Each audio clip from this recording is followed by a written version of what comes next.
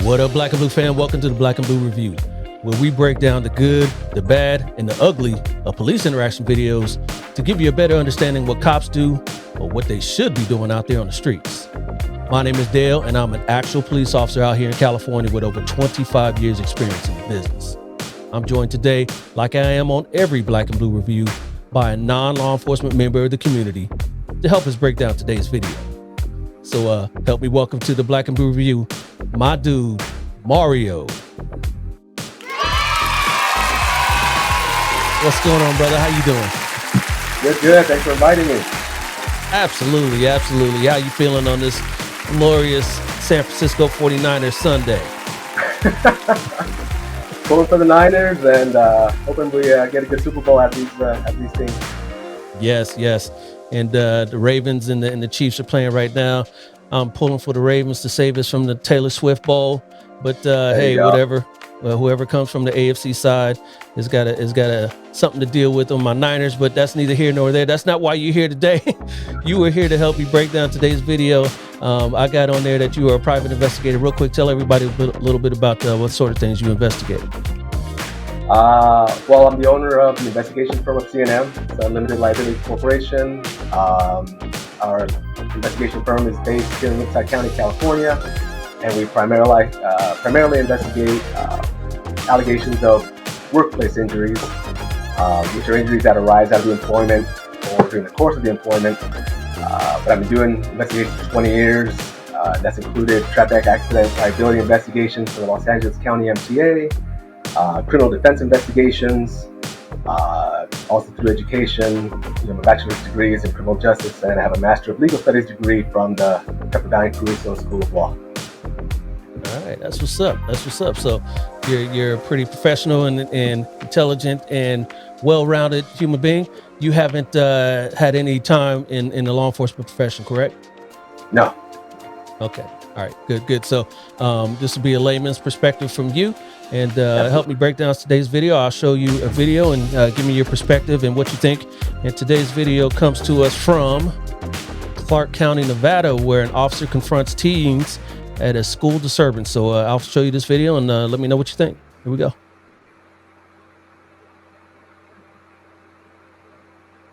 All right. So this video here takes a couple seconds on the body cam for the sound to pop in. You want next, dude? I don't know why that's going on, but apparently there's a disturbance after school. These are school police officers.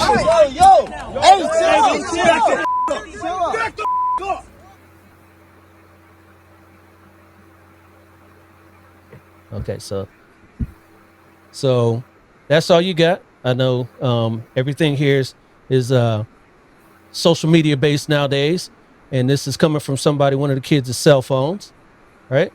And what is going on here is I don't know why the sound isn't playing, but these kids, there was a big disturbance, and this cop looks like he's dealing with one kid, and he does what he does. What do you think about what you see from this cell phone video that was uploaded?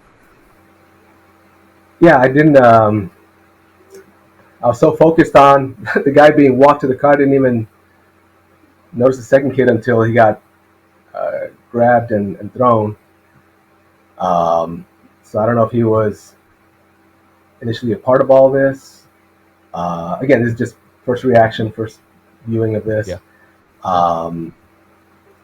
Because we have, when something's going on, in order for an officer to stop someone, usually that it requires, even if it's not going to be an arrest, if it's just going to be a brief investigatory stop, you're going to need a Terry stop, which that's a court case, Terry versus Ohio, but it's called a Terry stop, and that allows for the officer to make contact, make a brief, like I said, investigatory stop, and he could even pat him down for weapons if he suspects the person's armed and dangerous.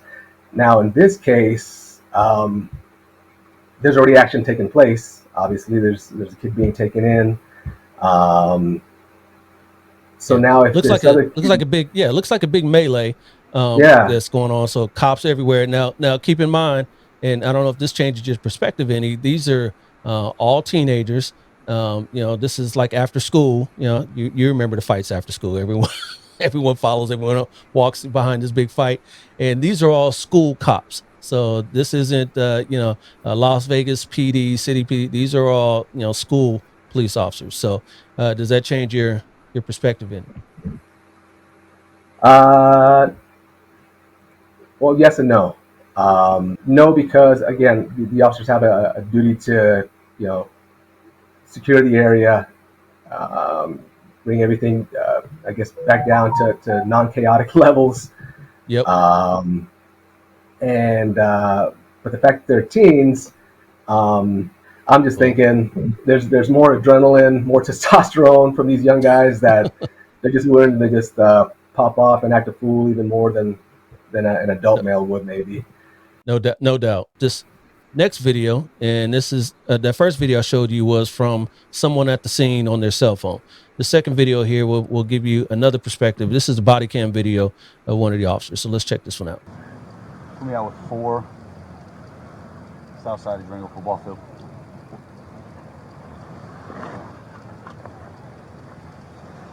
So he said he's going to be contacting four of these kids by the football field. Come here, man. Me? Yeah, you wanted my attention. You got it, bud. Come on over. Where's your ID? I don't got no ID. You got no ID? Okay. You wanted my attention, bro. You got it now. You want to keep looking at me and talking? You got my attention now. Hey, bro. Go ahead and start walking. Start walking. No, come on, Mom. Come on, Mom. Watch out. Stop. Bro. Stop. Relax. It's going to go different, bro. Hey, Relax. All right, bro. All right, bro. Relax. Start walking. You do. Actually, you're barking the sidewalk. Start walking. Start walking. Come here. Come here. I didn't do nothing. I will touch your cousin. Let's go. What did I do? Hey, call my mama. What the fuck? Let's go. I didn't do anything. What the hell? Hey, hey, man, I didn't do nothing. I told you to start walking. Now you want to be a part of it. Now you're a part of it, bud. Ain't no my cousin, bro. Look at that. If you want next, dude, you want next, start walking. No. You're refusing to walk. Don't touch me, What are you bro. going to do? Don't touch me. Don't touch me, bro. Back the fuck up. Back the fuck up. What, you better back the fuck up. What are you going to do, dude? Back the fuck up right now. Back up. Start walking. Start walking. Start walking, dude.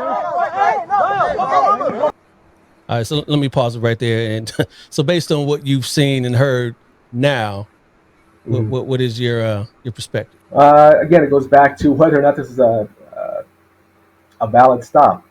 What was I still don't see, and maybe I'm just missing it. Yeah, it looks like there was some sort of disturbance, right? Yeah. So he was patrolling around the school, like we said, there's probably a fight or something, and he said he's going to be out with 4 of them. They probably matched the description of a fight or something like that. And but the thing is he stopped one kid for looking at him or something like that. Right. You heard him say that? He said you wanted to be a part of it. Now you're going to be a part of it. Yeah, that's what I'm saying. I don't see the reason for the stop. And then this is in Nevada. This is in Nevada, yeah. Okay, yeah. So this one went viral recently over in Clark County, and which is the county where Vegas is in, or one of the neighboring counties. Yeah. Because when he said, now you want to be a part of it, and he said something about he wanted his ID or something. Yeah. Yep. Yeah, because here becomes the difference between the laws here.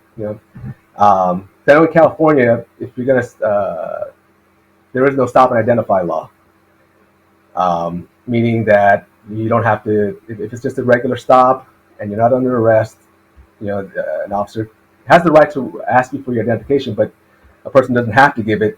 If they're not under arrest, unless it's a traffic stop, but that's something else. Nevada, I think, does have the stop and identify. And so if he's asked for it, I'm assuming he still has to give it. The kid still has to give his ID information. But again, I still don't see the reason for the stop in the first place. Again, just like you said, you want to be part of it, now you're part of it. I don't get it.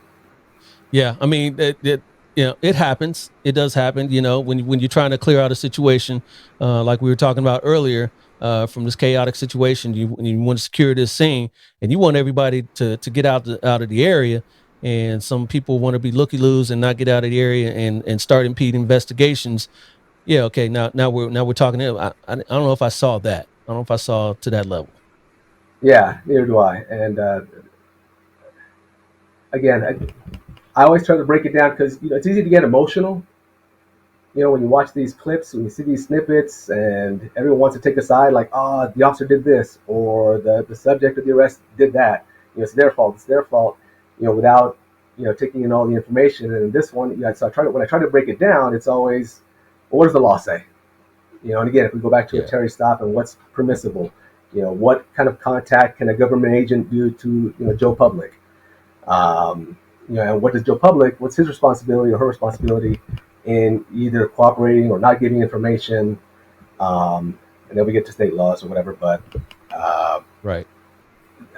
In this case, again, if I'm trying to break it down and what the rules are, according to state laws or Constitution, I don't see why he had to stop these two kids.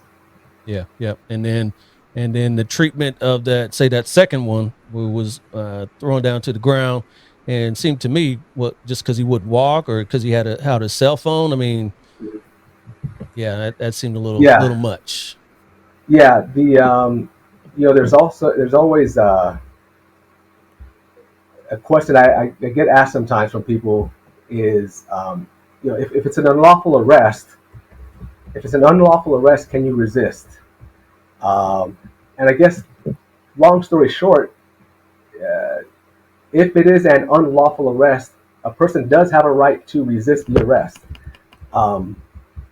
If it's they can defend themselves, but the defense has to be proportionate to what the arresting officer is doing to him. You can't just go off on someone if they just shove you or whatever. The defense always has to be proportionate. And let's say if an officer handcuffs a subject and then starts beating him, the person has a right to defend themselves. Sure. And they can resist. Again, if it's an unlawful arrest, if it wasn't even supposed to happen, they can push back. The thing is, though, that unfortunately that leads to escalation. And someone's going to get hurt, or there's going to be some other chaos that can come out of it. Or the best thing I would always say to people is just, if you feel it's unlawful, don't resist anyway. There's other remedies to get back at the officer or the government agency. That's why we have civil cases. That's why we have lawsuits. So it's kind of a checks and balances system. So if you were treated unfairly here, or if you treated wrongly in one situation, we don't want it to happen, but it might be best to let it happen, and then take the remedy for it. Sue or seek sanctions against the officer, and recover damages in that way, rather than trying to fight and escalate a situation where someone can get hurt or even dead. Yeah, absolutely. Because if things get escalated, usually you're not going to win that battle out there on the street with the police. So, and a lot of my videos, I say, comply now, complain later. Exactly. Maybe easier said than done if you're getting beat.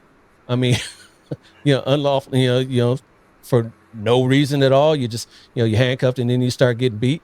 At some point, you're going to want that to stop because it hurts, right?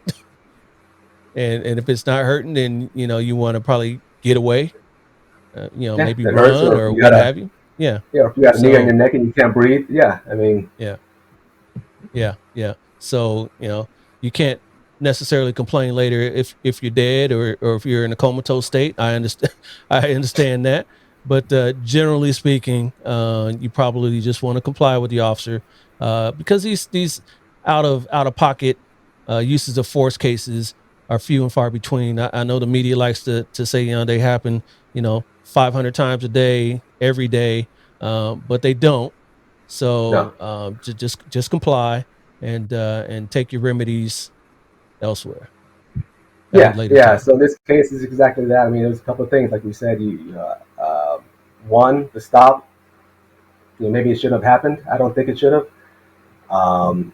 But since it did, like you said, comply, complain later. we have remedies to handle all that.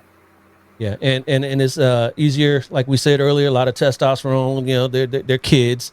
They're not going to be thinking straight in the first place. But hopefully, these kind of videos will kind of help educate them in these situations. If you know, if any of you kids are watching this video on IG or YouTube right now, just you know, just kind of take heed to our words here. And you know, we were both your age. Listen to Uncle Dale and Uncle Mario, and yeah. Yeah, go just comply, and then go back home and tell mom or dad or whoever, and let them exactly.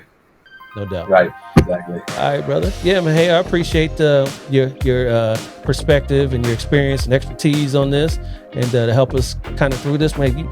Legal terms and Terry frisk and Terry stops and all that, man. This is why I do this. This is why I do.